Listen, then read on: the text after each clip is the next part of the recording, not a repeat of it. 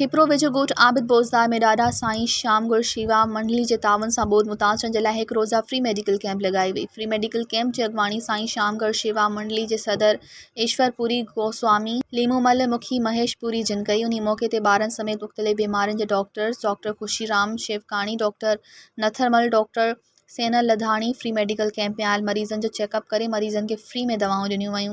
हिकु रोज़ा free medical camp में आयल मरीज़नि खे पीअण सां गॾोगॾु खाधो बि ॾिनो वियो। उन्ही मौके ते इलाइक़े वासियुनि जो चवणु आहे त अहिड़ियूं कैंप लॻणु घुरिजनि, छो त बरसाति सबबु खिपरो ऐं भरपासे जो इलाइक़ो ॾाढो मुतासिर थियो आहे। इन्ही जे करे असीं रोडनि ते वेठल आहियूं।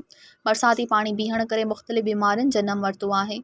ॾाढा साईं श्यामगुर शेवा मंडली वारनि ॾाढो सुठो कमु कयो। इहा इंसानियत जी ख़िदमत आहे। अहिड़नि नेक इंसान खे इन मुश्किल जी घड़ी में ॿोध मुतासिरनि जी सार लहणु घुरिजे, जीअं इन्हनि जी मुश्किलातुनि में घटिताई थी सघे। पहिरीं ॻाल्हि त आउं एप्रिशिएट करणु चाहियां थो खिपरे जे शहरनि खे जेको हर हंधि ते कैंपूं हणी वेठा आहिनि।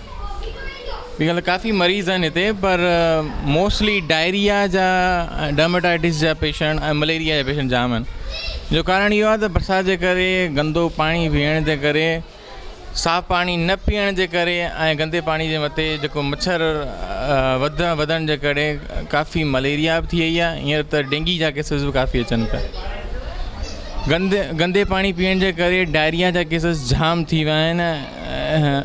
अहिड़नि बीमारियुनि जे विच में इन्हनि खिपरे जा जेको शहरी आहिनि, इन्हनि खे जस हुजे त उहे वाक़ई इन्हनि जी मदद करण लाइ अॻियां आहिनि। बरसाति खां पोइ जेके ख़ासि बीमारियूं असांखे वाटर बॉर्न डिज़ीज़, जंहिंमें असां जेको आहिनि डायरिया, गैस्ट्रो, टाइफाइड, मलेरिया, ही तमामु घणियूं असांजी बीमारियूं ॾिसूं पिया।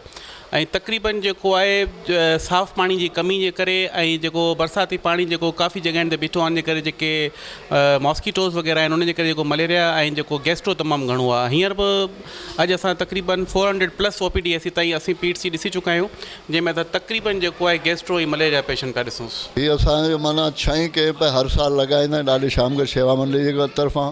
ॿियो शेवा में हूंदी मालपुरी शेवा मंडली, उन तरफ़ां असांजो जेको कोशिशि इहा हूंदी आहे वधि खां वधि ग़रीबनि खे रिलीफ मिले, ग़रीबनि जो को फ़ाइदो थिए। हींअर मेडिसन एतिरी महांगी आहे, ग़रीब माण्हू वठी नथो सघे। पहिरीं साईं असांजी ॾाढा श्यामगुर शेवा मंडली हिते विज़िट कयो अथई, पोइ त आबिद बोज़दार खां मिलिया। हिते गवर्नमेंट जी तरफ़ां कोई बि कैंप वग़ैरह न लॻी आहे। पोइ असां इहा जाइ सिलेक्ट कई। हिते असल छा आहे, ख़राबु पाणी वापराइण सां वधीक बीमारियूं थियूं आहिनि। चमड़ी जी बीमारी आहे, गैस्ट्रो आहे, मलेरिया, उहे बीमारियूं थियूं। उन हिसाब सां असां हिते कैंप लॻाई। डॉक्टर साहब जेके मरीज़ ॾिसनि पिया, रत जी घटिताई जी बीमारी आहे, उन खां पोइ गैस्ट्रो आहे, हर शइ आहे, ॾियनि पिया। वॾे पैमाने ते लेडीज़ आहे, उनमें खून जी कमी आहे। ऐं सिर्फ़ु पाणी जेको ख़राबु आहिनि, बारिश जो पाणी जेको किनो पाणी वापराइण सां इहे बीमारियूं थियनि पियूं।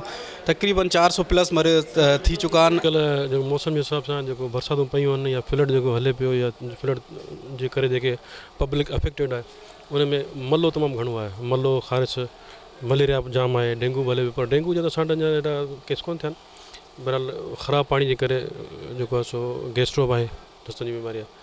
त इहे काफ़ी बीमारियूं हींअर जेके ज़ाहिर थियूं आहिनि। सो सिर्फ़ु हिकिड़ो त ख़राबु पाणी जे करे, ॿियो जेको आहे सो सफ़ाई सुथराई जो न हुअण जे करे वीचारा माण्हू ग़रीब आहिनि, जेके रोडनि ते वेठा आहिनि। खाधो पीतो बि उन्हनि कोन्हे, ॿियो एनेमिक रत बि घटि आहे, खाधो वाधो न आहे, त कमज़ोरी तमामु घणी थी वई आहे। साईं हाणे बेसिकली त जेको आहे त रत जी घटिताई, ॿार वज़न में घटि आहिनि काफ़ी, ऐं साह जी तकलीफ़, स्किन जा तमामु घणा ॿार आहिनि। गॾोगॾु कुझु मलेरिया जा बि आहिनि, त कुझु टाइफाइड जा बि आहिनि। मतिलबु जेके ख़राबु पाणी या ख़राबु मौसम जे करे बीमारियूं पैदा थियनि थियूं, उहे सभु अची वियूं आहिनि। ऐं हीअ कैंप मुंहिंजे ख़्याल में ॾाढी सुठी कावश आहे। ॾाढे श्यामगुर शेवा मंडली ऐं साईं ईश्वरपुरी तरफ़ां, उन्हनि जे परिवार तरफ़ां, उन्हनि जे चेलनि तरफ़ां।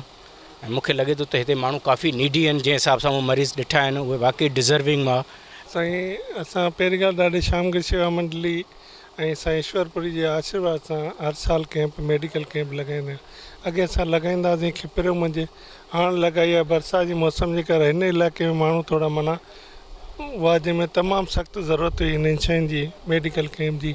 उन करे असां ॿुढे बोज़दार मंझि लॻाई आहे।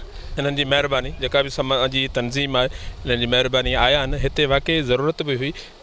पाणी जो मेन मसइलो आहे, पाणी गंदो आहे, उन में ॿारनि में डायरिया बि थिए थी, मलेरिया जा बि इशू आहिनि। ॿियो चमड़ी जी बीमारी जाम थियूं आहिनि, चमड़ी जूं ख़ारिश थी, पुरड़ी थी, इन ऐं न हिननि तमामु सुठो कमु कयो आहे। ऐं उमेदु आहे त आईंदा बि कैंपूं इहो लॻाईंदा रहंदा, ग़रीबनि जो हक़ बि आहे। सर अॼु तारीख़ 18/9/2022 ते असां ॾाढे शामगिर जी मंडी जी तरफ़ां हिकिड़ी कैंप लॻाई आहे। उहो असां इन लाइ लॻाई आहे त हिन साल जेके बरसातूं जेके बोर्ड थी आहे जेका उन जे करे एतिरियूं बीमारियूं वधी वियूं आहिनि जो माना उनखे कंट्रोल करणु ॾाढो ॾुखियो थिए पियो।